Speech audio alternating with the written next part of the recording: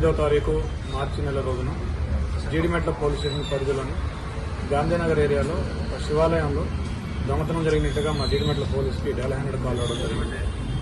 దాన్ని సిపి గారి ఆదేశాల మేరకు ఇమీడియట్గా టీమ్స్ ఏర్పాటు చేసి డిఐ జీడిమెట్ల అదేవిధంగా సిసిఎస్ సైబరాబాద్ ఎస్ఓటి సైబరాబాద్ ఆధ్వర్యంలో దాదాపుగా 10 టీములు ఏర్పాటు చేసి ఇమీడియట్గా అఫెండర్ని ఒక 12 గంటల లోపల పట్టుకోవడం జరిగింది.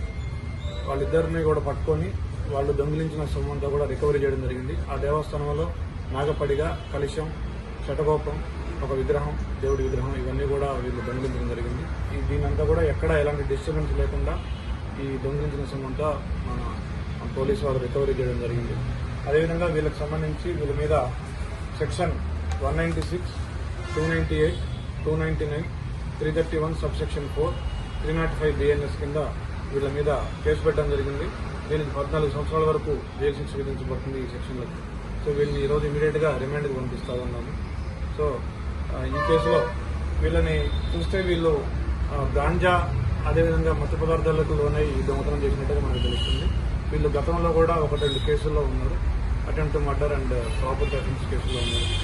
సో వీళ్ళని పట్టుకోవడంలో చాకచక్యంగా వ్యవహరించిన డిఏ జీడిమెట్ల, సిసిఎస్ సిఐ రాజు, ఎస్ఓటి పోలీస్ అందరికీ కూడా మా జీడిమెట్ల పిఎస్ స్టాఫ్ అందరికీ కూడా అభినందనలు. సార్ మీరు ఎక్కడ వారు ఇలాంటి పునరావృతం కాకుండా ఎలాంటి చర్యలు తీసుకుంటారు? ఇలాంటి పునరావృతం కాకుండా తప్పకుండా మేము పెట్రోలింగ్ చేయడం కానీ, అన్ని రిలీజియస్ ప్లేసుల్లో సీసీ కెమెరాస్ పెట్టించడం కానీ, ఇప్పుడు ఈ ఇన్సిడెంట్ చూసినట్టయితే మనం 4 నెలల క్రితమే ఆర్గనైజర్స్తో మాట్లాడి ఆ టెంపుల్ కమిటీతో మాట్లాడి సీసీ కెమెరాలు పెట్టించడం జరిగింది. 10 సీసీ కెమెరాలు ఉన్నాయి. అవి మనకి ఈ అఫెన్స్ని చేపించడంలో చాలా హెల్ప్ఫుల్గా ఉంది. Thank you. అంటే 9వ తారీఖు మార్చి నెల రోజున జీడిమెట్ల పోలీస్ స్టేషన్ పరిధిలోని గాంధీనగర్ ఏరియాలో శివాలయంలో దొంగతనం జరిగినట్టుగా మా జీడిమెట్ల పోలీస్కి డయల్ 100 కాల్ రావడం జరిగింది. దాన్ని సిపి గారి ఆదేశాల మేరకు ఇమీడియట్గా టీమ్స్ ఏర్పాటు చేసి డిఐ జీడిమెట్ల అదేవిధంగా సిసిఎస్ సైబరాబాద్ ఎస్ఓటి సైబరాబాద్ ఆధ్వర్యంలో దాదాపుగా 10 టీములు ఏర్పాటు చేసి ఇమీడియట్గా అఫెండర్ని ఒక 12 గంటల లోపల పట్టుకోవడం జరిగింది. వాళ్ళిద్దరిని కూడా పట్టుకొని వాళ్ళు దొంగిలించిన సొమ్మంతా కూడా రికవరీ చేయడం జరిగింది. ఆ దేవస్థానంలో నాగపడిగ, కలశం, శటగోపం, ఒక విగ్రహం, దేవుడి విగ్రహం ఇవన్నీ కూడా వీళ్ళు దొంగిలించడం జరిగింది.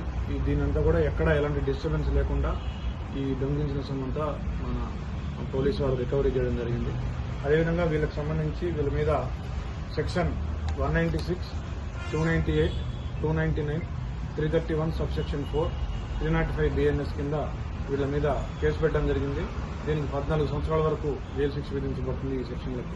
సో వీళ్ళని ఈరోజు ఇమీడియట్గా రిమాండ్కి పంపిస్తా ఉన్నాము.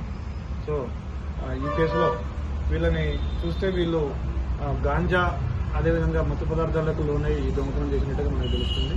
వీళ్ళు గతంలో కూడా 1-2 కేసుల్లో ఉన్నారు. Attempt murder and property offence కేసులో ఉన్నారు.